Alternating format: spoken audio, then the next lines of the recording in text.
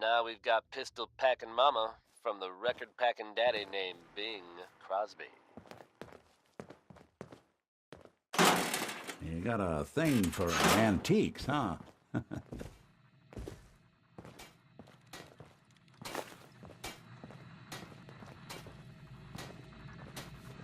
know, when I first climbed this mountain above the fog, I thought to myself, now here is a metaphor worth taking in.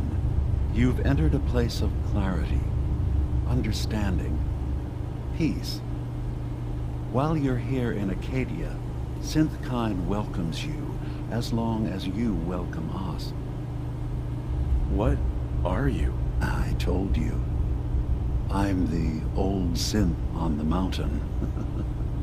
I know the plastic skin and tubes out the back can be unsettling, but I want to ask you to look past that. Tell me why you're here and I'll try to help you. I came here looking for Kasumi Nakano. Really? I'm impressed. Few would brave the kind of journey you've had for the sake of someone else. Kasumi is here. She's safe and unharmed, and you're free to see her if you'd like. Before you do, though, tell me, do you think Kasumi is a synth? We're not answering any more questions until you play straight with us. Just who the hell are you, really? There's only one synth with that kind of face and a mind of his own. And I only see him when I look in a mirror. Nick, it can't be you. Don't give me that. What are you trying to pull? I've never seen you before in my life. Please, if you're willing to give me a chance, I can explain. Is this a joke? Do you really know Nick? Let me tell you what I know, and you can judge for yourself. We were prototypes, Nick. The first synths capable of independent thinking and judgment. Keep talking. One of the Institute's experiments had to do with how our brains could process personality. If we could handle individualized feelings and behaviors, I was allowed to develop mine based on experience. But with you, they wanted to try transferring an entire personality into you. It took several attempts before the personality imprint worked. I saw you wake up not knowing who or what you were so many times. I couldn't let them do it to you anymore. We were the only two prototypes they made. I literally saw myself in you. You were my brother, Nick. I helped you escape the Institute. We left together. If I were your brother, I'd remember. That's where you'd be wrong. This happened over a century ago. There's only so much memory that can fit into the prototype brains we have. Ah, I've heard enough. I think you and I need to talk about this. Maybe not now, though. We'll talk later. This is a lot to take in. Nick, I don't need you to believe me. I'm just glad to see you again. Whenever you're ready, I'll be here. Now, about young Kasumi. It's important that you understand exactly why she's here. I asked you before if you think she's really a synth. If you could indulge me with an answer. Why are you asking? Because she came here with that very question. And the answer changes every part of her world. None of us take this transition lightly. She's facing the possibility of her entire life being a lie, that someone stripped her very identity from her and made her into something she isn't. I want you to understand that before you see her. She has a chance here to live as a synth, not hiding, not pretending to be something else. One more question.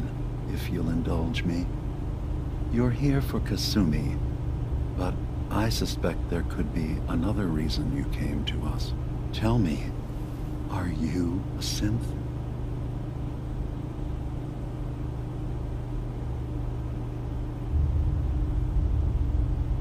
How would I even know? I'm afraid if you're looking for some biological test we can do, there isn't any. None that aren't fatal. Instead, you have to look for the signs, holes in someone's memory, feelings of unexplained isolation, odd dreams. But ultimately, you have to decide for yourself. What do you believe? Have you ever questioned your humanity? No, but if I squint real hard in the mirror, sometimes I look like someone else. I'm afraid when I try that trick, nothing really changes. I know it might seem impossible that you could be a synth, but tell me, what's the first thing you can remember?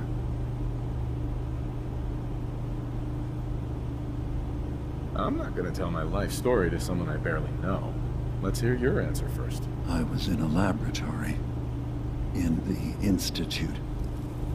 They were pulling pieces of my head out. Something about wanting to test some neural process. That was every day for months. Strapped down, operated on, and then I was out. The Institute has fail-safes to strip memories that could identify where they are, how to find them.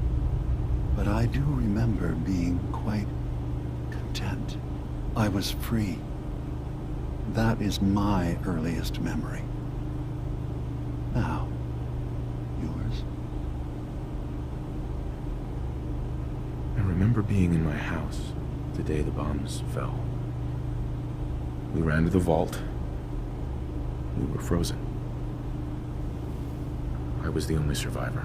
No memories before then? Just a single day, and then waking up alone? We so easily accept what's presented to us as the truth, don't we? Isn't it funny how a memory can feel like a whole different reality? People, places, even sounds and colors can change. Or someone else has changed them. I won't lie to you. There will always be other explanations. Trauma, disease, the background radiation. They all take their toll on the mind. But I can promise you that we will accept you, no matter what you decide you are. I've heard enough. Where's Kasumi Nakano? Of course. Kasumi is usually working down below.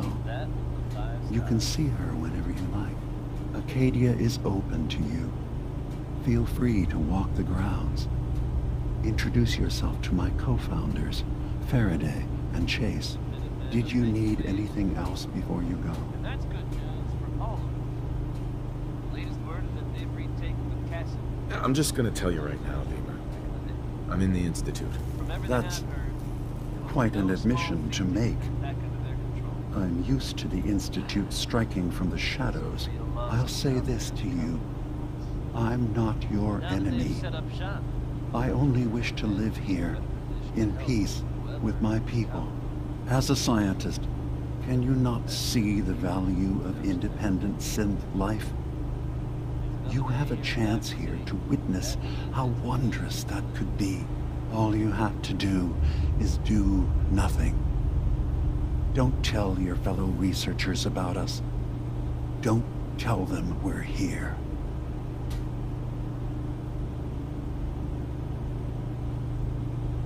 I'll think about your offer. It's all I can ask. Give Acadia a chance. Perhaps one day, all of humanity will come to accept us, including the Institute.